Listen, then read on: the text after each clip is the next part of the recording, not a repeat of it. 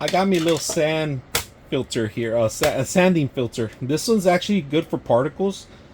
It does have a little mesh here, it's a frame that this is made of plastic. Now this is a filter, but the thin filter, you could change it out. It doesn't have to be this one. You could buy better ones out there. They have thicker ones. They have even with charcoal ones, and multiple sellers have different brands. All right, so I have a pedal system that I push the button and I control it.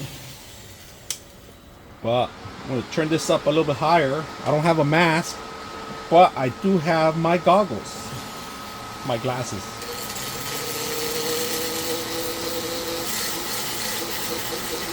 You can see nothing's flying out. Everything's in here. Look at that.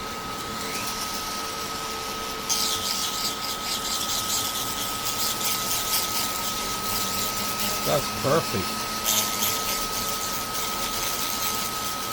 Normally this would be like dusty with little particles here and there, but this is perfect.